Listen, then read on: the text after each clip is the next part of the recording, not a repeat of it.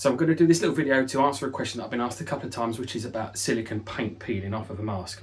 Now, the paint itself shouldn't peel off of a mask. The rubber we use is Ecoflex by Smooth On, and the paint we use is Psycho Paint, which are both by the same company and really industry standard great paints. Now, they won't peel off because it chemically bonds to the silicone surface. The paint will chemically bond to the silicone surface. So it's not like when you use, let's say, a plastic coat on latex, which can peel, it will be bonded onto it. But what can happen is if you're wearing a mask with a costume, particularly if the inside area of that costume is rough. Now, if you've got like a cavalry twill or a sort of heavy fabricy costume, it's going to rub on the surface of the mask. What it's actually going to do is it's going to abrade the painted surface away eventually. There isn't really a way around that. It's part of the nature of the beast with silicone paints and silicone masks because the material is soft. It's the same effect as when you use a pencil rubber on a paper. Your pencil rubber gradually gets smaller. You're effectively abrading that way. So that's what's happening. It happens on all silicone masks if they're rubbed against the surface. However, there is an easy fix for it. And what I've done here is I've just simulated a little patch on this mask here that you can see. And I'm going to show you guys the method that I use, and there are other methods available. This is the one that I like to use just to cover up these little patches. Okay, so let's talk about the materials we're going to use. First of all, this is the silicone I like to use to patch up these little patches. Again, it's a Smooth On product. It's Silpoxy. It is a silicone glue. It is an incredibly good silicone glue. It's the one. It's the only one I use. It's very good, very reliable, very strong. You're going to need a little mixing cup. To dilute that glue down into a usable paint, we're going to use a little bit of naphtha, which is what this is basically.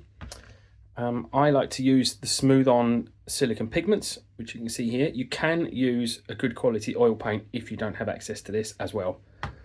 A mixing stick to mix two together, and a little soft brush. So first things first, we just squeeze a little bit of Silpoxy into your cup.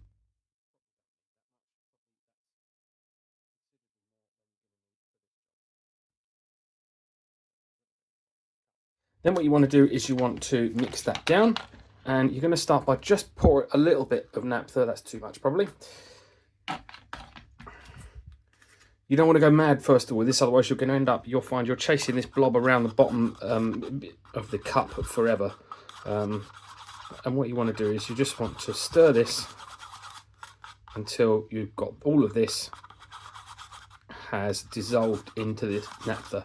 Now, you need to be working in a ventilated room to do this. If you're not working in a ventilated room, I would strongly recommend that you wear correct breathing apparatus. You want to be wearing a VOC mask. Naphtha is not great to be it's not great to breathe in, so you're going to want to wear protection. Otherwise, you can have if you're working outside or in a well-ventilated room, because you're not going to be using an airbrush here, it's not quite as bad. You can airbrush this on. If you have airbrush skills, you can do that as well. You probably need to thin it a little bit more than you would with a brush. But I won't show you the airbrush procedure because I'm going to guess if you can airbrush, you don't need me to show you how to do that. So yeah, we're pretty much mixed in. So I'm going to get a clean stick and we're going to put a little bit of pigment onto our mixing stick and mix that well in. Now, what you'll find with all these paints is that it's never a one-hit job. You're never going to cover everything up in one go.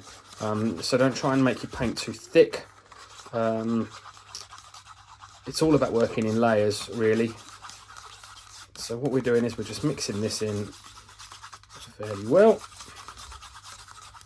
If I was doing this through an airbrush, I would thin it again more, and I would also then pass the mixture through a paint filter before spraying it, because otherwise you don't want these little bits. Sometimes you'll get these little blobs of Silpoxy and they clog up your airbrush, which is no good. Okay, so that's pretty much done for a brush mix. That's not so bad.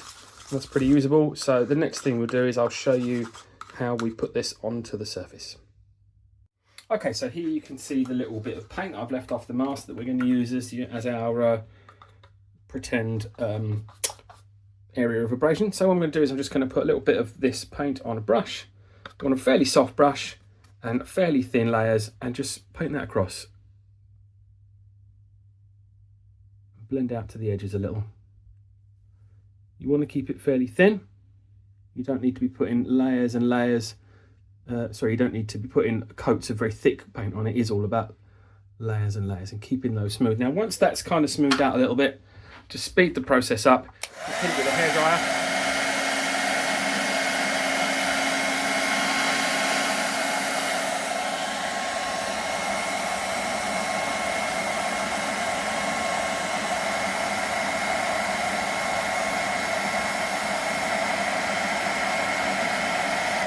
Now that brush I've used the first time, it probably isn't a great brush, so. Okay, so I've just gone for a softer brush here and a smaller brush. And again, I'm just going to apply a little light layer.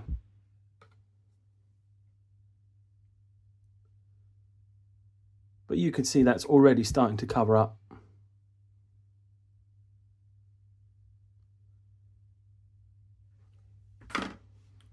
And again, hit it with a hairdryer.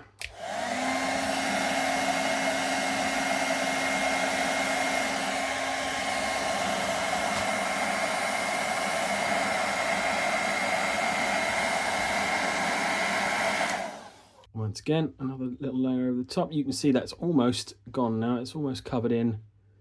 Obviously, the more paint you add, the longer it's going to take to abrade that surface away again.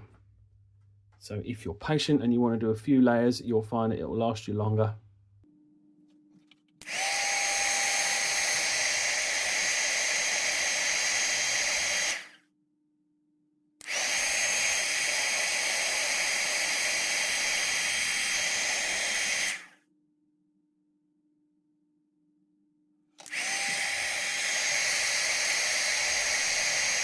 Take the camera in a little bit closer so hopefully you can see.